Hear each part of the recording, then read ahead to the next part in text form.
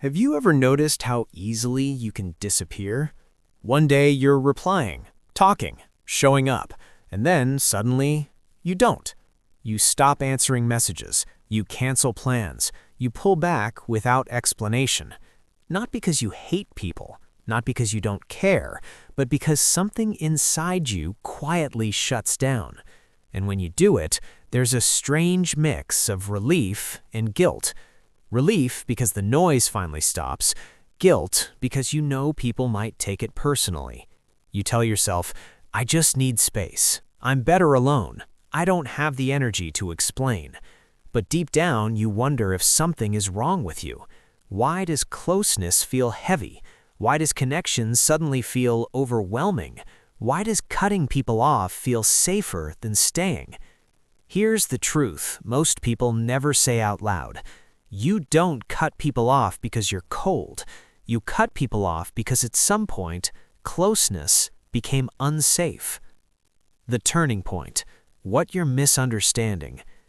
Most people assume distancing is about indifference, but for people like you, it's the opposite. You feel deeply. You notice everything. You absorb more than you show, and that's exactly why you pull away.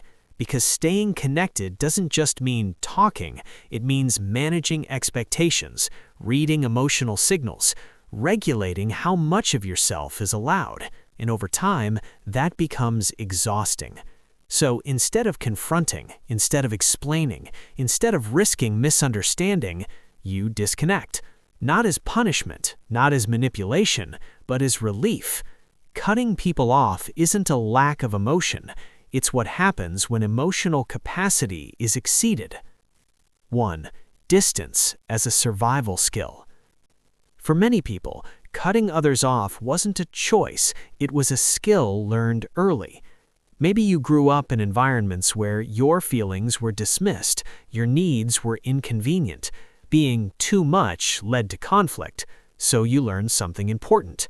Connection costs energy, and safety comes from minimizing exposure. You learn to retreat before things got messy, to disappear before disappointment, to detach before being hurt. Distance wasn't rejection, it was protection. And once your nervous system learns that distance equals safety, it keeps using that strategy, even when the threat is no longer obvious. 2. Why explaining yourself feels impossible. Have you noticed how hard it feels to explain why you're pulling away? It's not because you don't have reasons. It's because explaining requires vulnerability. It requires saying, I'm overwhelmed, I'm hurt, I don't know how to stay without losing myself. And if you've learned that vulnerability leads to being misunderstood, being minimized, being asked for more than you can give, then silence feels safer. So instead of explaining, you withdraw, because silence doesn't ask questions, silence doesn't demand clarity, silence doesn't require you to defend your feelings. Distance becomes the only boundary you trust. 3. Emotional saturation, not detachment. People assume you detach because you don't care, but what's really happening is emotional saturation. You care so much that it overwhelms you. You pick up on tone, on shifts in energy, on subtle disappointments. You sense when people expect more, when they want access, when they lean emotionally, and instead of saying, I can't, you disappear. Because disappearing feels kinder than disappointing. Because leaving quietly feels safer than being seen as selfish. So you choose distance, not because you don't value connection, but because you don't know how to stay without overgiving. 4. The fear beneath cutting people off. You might tell yourself you're just independent, that you don't need much from others, that you function better alone. And maybe that's partly true, but sometimes independence isn't freedom, it's armor.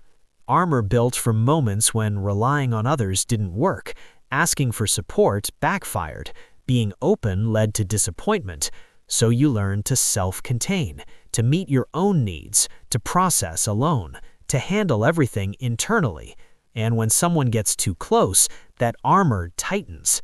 Not because they're dangerous, but because closeness threatens the system that kept you safe. Underneath the distance, there's often a quiet fear.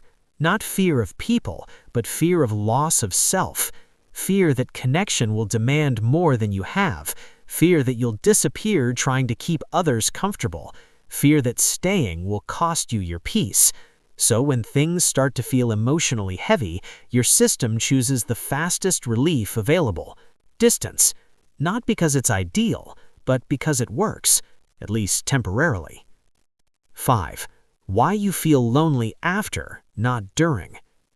Here's something painful and rarely discussed. When you cut people off, you don't feel lonely right away. At first, you feel calm, relieved, unpressured, quiet. The loneliness comes later, when the nervous system settles, when the threat feels gone, when the silence stretches too long, and then you wonder, why do I keep ending up alone? Why does connection feel so complicated? Why can't I just stay? But the problem isn't that you don't want connection, it's that your system doesn't trust it to be safe. 6. The shame around disappearing. After the distance, shame often creeps in. You replay unanswered messages, missed calls, people you never explain things to. You tell yourself, I'm difficult, I'm avoidant, I hurt people. And maybe sometimes you do, but shame ignores context. It ignores the fact that your system was overwhelmed, that you didn't know how to stay without breaking, that disappearing felt like the only option available. Shame makes you believe you're flawed instead of protected. Deeper psychology, nervous system shutdown. Psychologically, cutting people off often isn't a conscious choice, it's a nervous system response.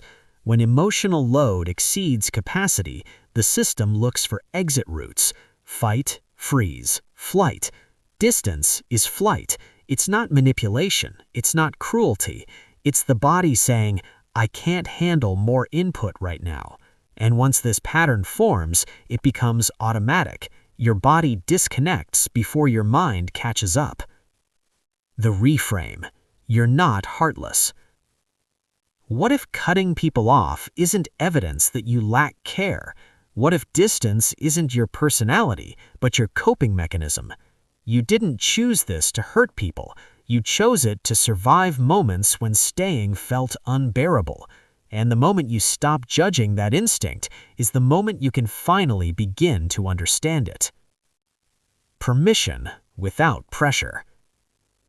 You're not broken for needing space. You're not cold for pulling away, and you're not failing at connection because you protect your energy. Your system learned distance before it learned safety, and unlearning that takes gentleness, not self-attack.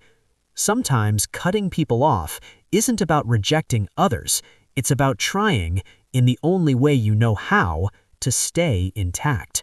And the moment you stop judging that instinct is the moment you can finally begin to understand it. If you love new knowledge to improve your life, hit subscribe now.